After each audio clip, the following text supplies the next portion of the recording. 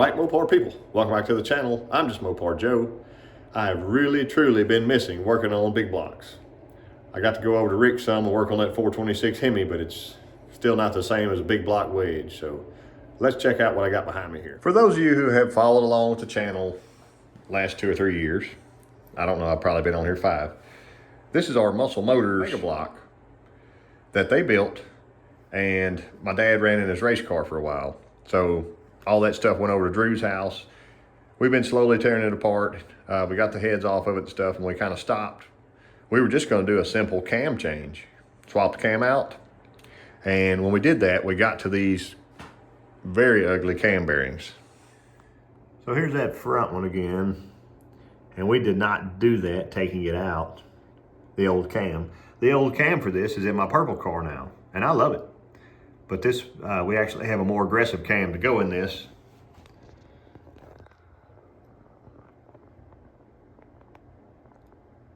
There's that second bearing. You can see where it was wearing down into it. And that's kind of the same process all the way down. They look terrible. So after we saw those, we figured, let's go ahead and flip it over, get the oil pan off. I have the pan back on it now because we traveled with it. Let me flip it back and I'll show you what's under there. Here's that hack job windage tray they put in. It is a stroker tray, but it is really brutally cut all up. They must have been in a terrible hurry. This didn't have an external line at all. It was all internal stuff. So it probably was a medium pain in the butt to fit all the stuff in there, but the other deal they had, see we're capped off right there now. I mean, that's just a plastic cap, let me say, for transport or whatever. That'll come out. Drew got all the new Mylodon dual external line kit for this, new oil pan, new everything. This is a tube chassis car, so it has lots and lots of space underneath it for anything we need. And I get the sweet road race pan to put on something of mine, so it's all gravy. Mopar block, part number if you want to see it. So anyway, my goal of the day is get the rods and pistons and crank out of this thing, check out all the bearings. All the bearings will look beautifully brand new and wonderful, and we can reuse them. I can put them exactly back in their same rod and everything will be fine. But you know how it usually doesn't work like that. And looks like I got to get that oil pump off anyway. 1, we're replacing it, but 2, get those side bolts out. So I got our oil pump off. And I guess Drew and I stood around last time after we got that off and kind of made a plan. There we go. You can see there, Ross Williams 526. So it's a 526. We stood around and made a plan and didn't notice. Check out these rods. I thought they were all like this. Let me zoom in on that. I think they ground that in order to balance that side of that rod. That's not a factory thing, unless they use 2 different kinds of rods. There's what that one looks like. So that seems amazingly wild to me that they would have to take that much weight off of that end of the rod. I mean, it says RPM right there on that bolt, but you know. So anyway, I just thought that was interesting to show up. I've got to get my engraver out and engrave top and bottom for 1, 2, 3, 4, all the way down the line. But see, there's another, but not the brother. So did they just do, no, both those are done. Yes, no, and no, no. Interesting. And we got side plate, that's for sure. All right. Well, good to see the first rod bearing together. Fingers crossed.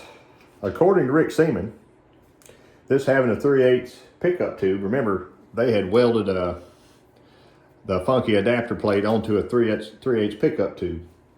But according to Rick Seaman, that's not race ready. It's not max effort, so we have upgraded. Booyah. That dang 3/8 pickup tube came through again. High volume oil pump, 3/8 pickup tube. But we will go back better. I'm glad that crank looks nice and this cap looks perfect. Bearing, one shiny line of trash. If that, little bit of side rub there. It's a Cleveite. 413. Lower standard. 743 HN. There it is. This is a lot nicer than tearing down one of those school bus 440 engines that's full of fire ants. Come around.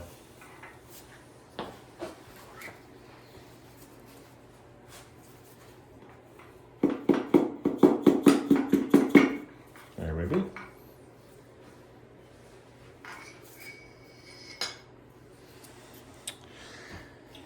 And there's our little piston.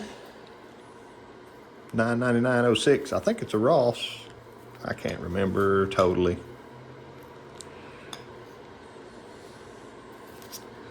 Got some trash in the bottom, but that's okay. I'm gonna clean her out.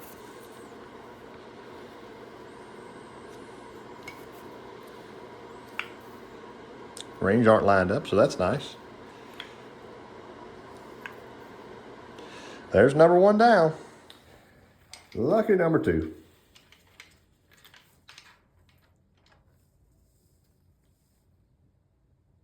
Few lines. It's not bad.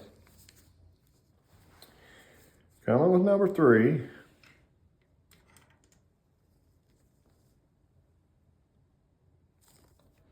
Same old story. I wouldn't be scared to reuse that. I would like to check the bearing clearance. I don't know. I'll have to look again. A lot of times if you see them checked, it'll have the little fine scratch marks going that way. Could have totally went away after all those years, or a little bit of wear or whatever. Like a little trash or rust there or something.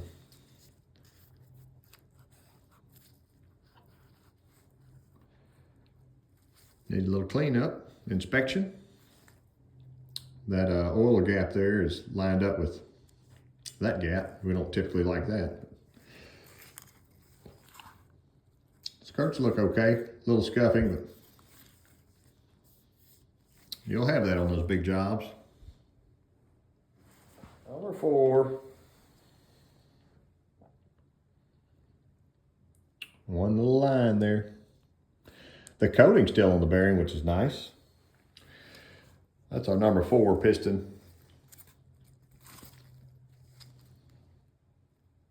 There you can see it. All of these oil grooves are lined up. Boom, boom, boom. Maybe they just ended up that way. I don't know. Got to inspect that kind of stuff, but observe and report. Number five.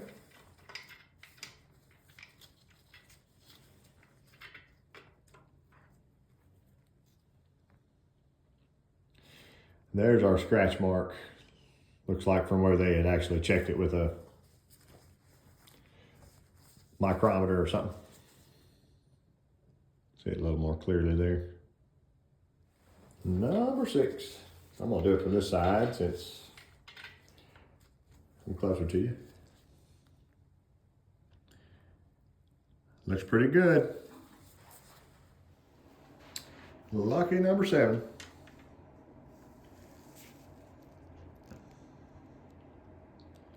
A little bit of trash. I think we're in really good shape so far. Number eight will be the last of number eight, hopefully. It's been kind of a common theme. A little bit of trash ran through there. I'm assuming that's from the cam bearings. The rest of the engine was pretty clean on the inside, except for like that sort of trash that we had from it being torn down. Stuff getting in, scraping gaskets off, all that stuff. This one was fairly easy. They had plenty of RTV in the holes, but I just took my kind of lady foot and put under here. And since the plate's on, it kind of helped me, and I could just pry it right out. There she is. Like the plain old black Velcro rubber seal in it.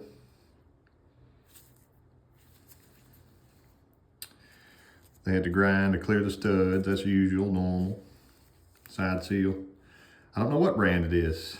It does have some little inserts sticking out there. I don't think I've ever seen that before. If y'all know what that is, let me know. But otherwise, there it is. I got all our side bolts out already. I don't know if I showed that on camera or not. But yeah, I'm gonna go ahead and pop all our nuts out, get our caps off. Maybe a fight, but we'll see. All right, I got them all loose. After I loosened my nuts, I went ahead with an Allen wrench and got all the studs out. And here's how I like to do this. You can do it any way you like. There may be a better way out there. Kind of get that dude out of our way. Start with number one. I'm gonna give our cap a little rock. See if it will. It's not rocking. It's gonna suck. Man, it's gonna suck. Okay.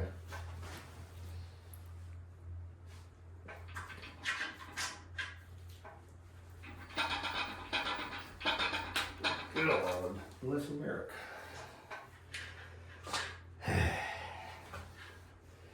Not made to come apart. There it goes.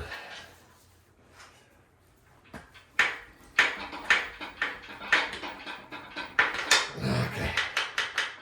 Come on out of there, baby. So, I'm taking these studs as grips and I'm pulling them like that so the threads will kind of catch the cap a little bit.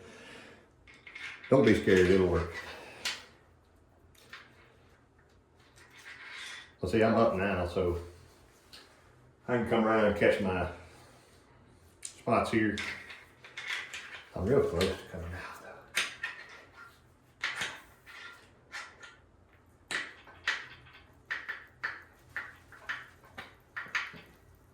though. Oh yeah, there it is. Whew.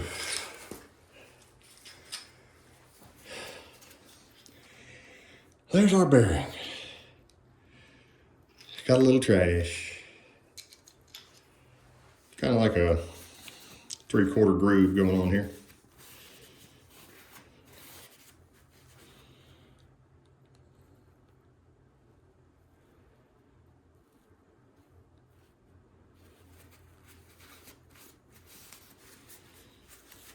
Let's check that baby out. Standard Federal Mogul.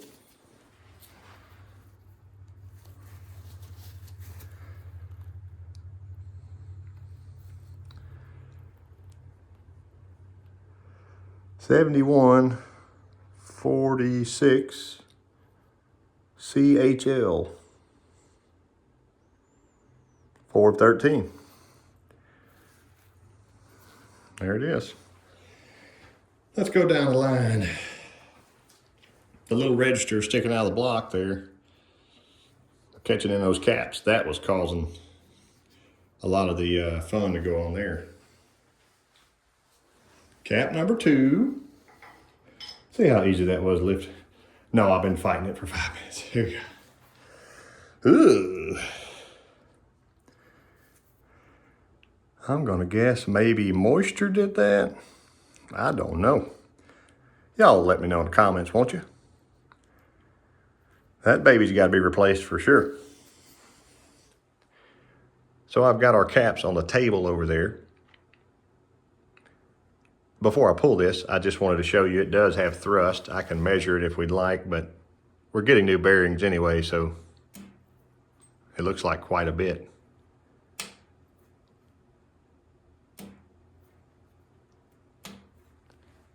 Maybe it's just right. See a few little lines in our crank, needs polished. A few lines on that rod journal. She needs just a little love and a cleanup. Let's look at our caps. Well, there's a lot to unpack here, and I don't know if I've got all the answers, but 2 and 4 had a lot of, it looks like it's scaled off there. Like that's rough, you could feel it, see the coatings coming. Lots of lines, lots of trash. Number 1 looked better, looks the best out of all of them. But in my mind, I think maybe I want to check that crank for straightness in just a minute. I'll pull out all the bearings except for the outside two and the bottom, or the top rather, the top shells. But if it's scored terribly over here and scored terribly over there, maybe it's a little bent and it's causing it to kind of walk up and down like that. I don't know. I know I've got some people out there that might. So let me know in the comments what you think about these beauties. The crankshaft itself, I'm not saying that a 3/8 pickup tube should be used in a race car, but my bearings look a lot better than that. That's all I'm saying. This is going to be a whole new ball game when it goes back together. And it's off to the machine shop. That would be an RPM International, and I'm assuming that's what our rods are also. I'm not sure if they sourced this stuff from 440 source back then or what, but it kind of reminds me of a 440 source crank. So we will go down the line, just as always. Number 1, pretty ugly. 2, also ugly. Thrust, it's not really that bad. 4, and 5, not too good. So we know we're replacing. I'm going to pull those 3 out, drop our crank in, and check it for straightness with you. I dropped the crank in. As soon as it did, it went ahead and slid itself backwards because my build stand is like running uphill. And there's a lot of thrust right now. So I pulled it back out, wiped off kind of that webbing of the block on this side, and just put me 3 or 4 layers of masking tape so the tape will rub that section of our crank there versus it just being on cast iron. Try to save it a little bit. I'm not going to spin this 100 times or anything, but at least now I know it's touching masking tape versus just raw iron. Let me set my little gauge up. There we are. I got us on the back side of 0, you can kind of see.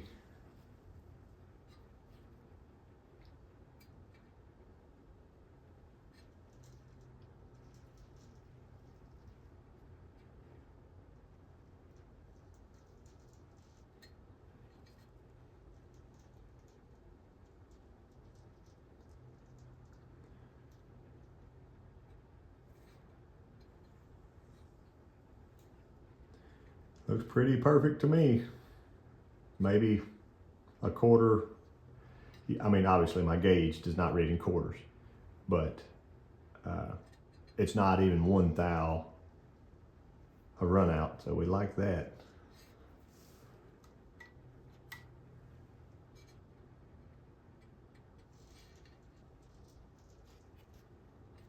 Let me try it on the front side of the hole now.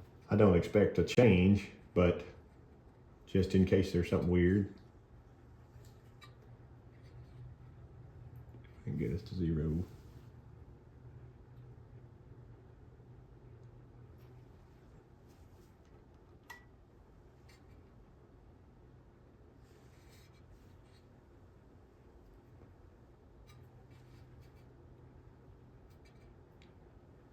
That shows 1 maybe. See if it'll go back.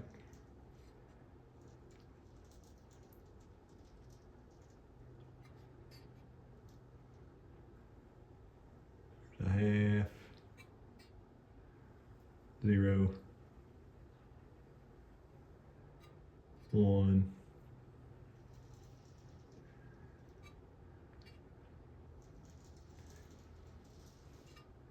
Yeah, I'm still calling it under 1.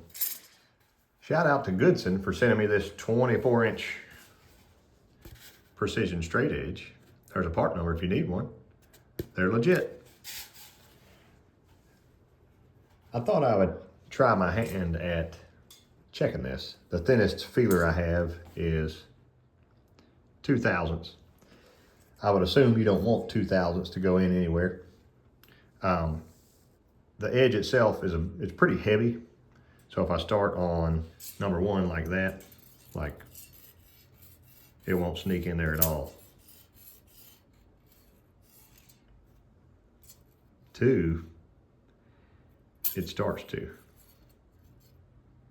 Just like barely the little corner of it. So here's 2, 3, and 4.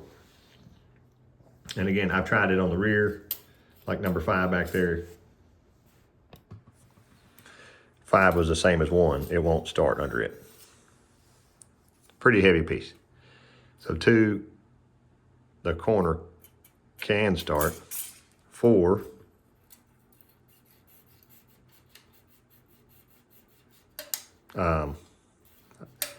that's getting under there a lot. And 3, it's also way under there.